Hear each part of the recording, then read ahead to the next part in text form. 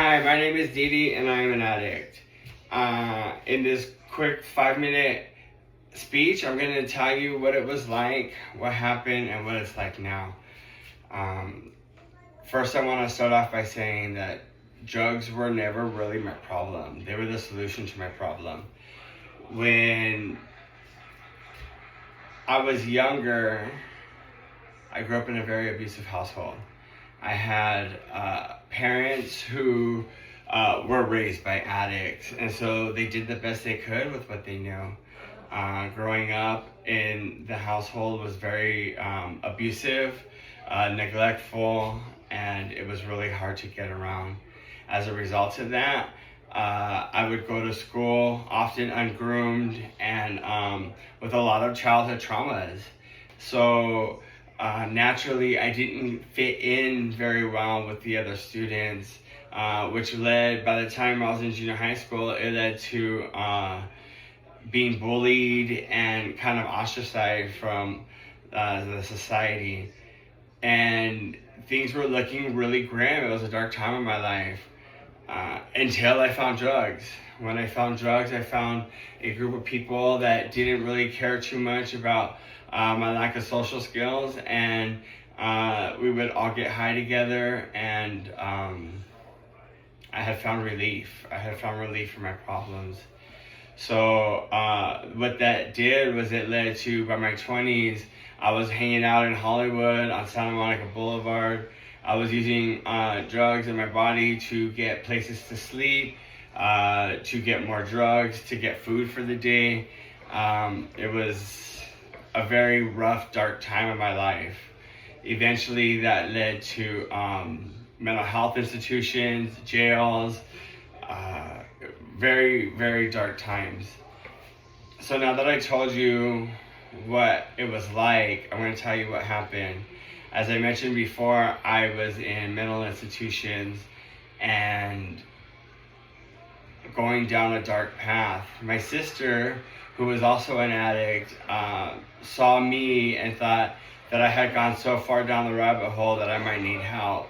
She took me to my first Narcotics Anonymous meeting and actually just dropped me off there and left. I came into the rooms of Narcotics Anonymous very beaten and very sad. I had hit rock bottom.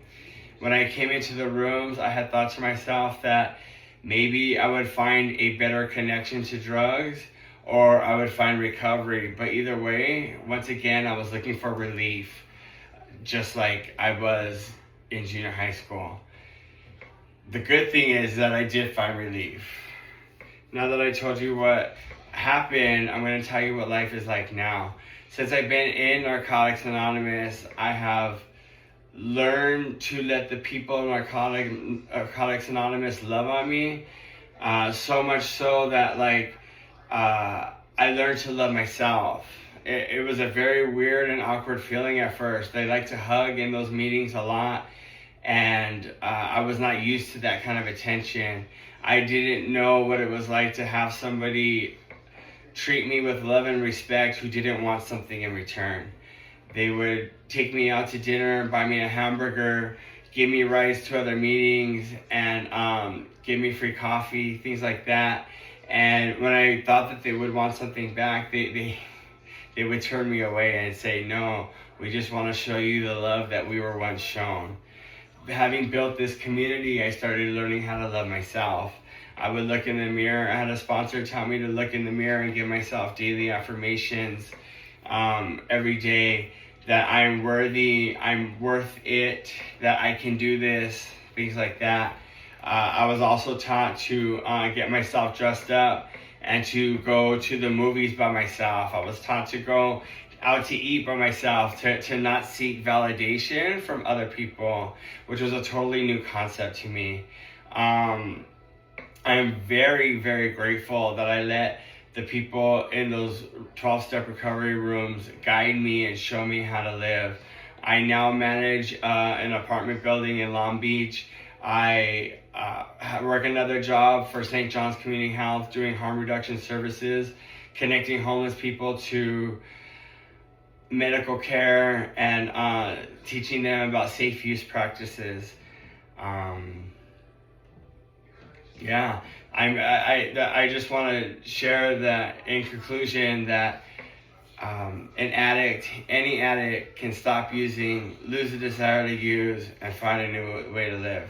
Thank you for letting me share.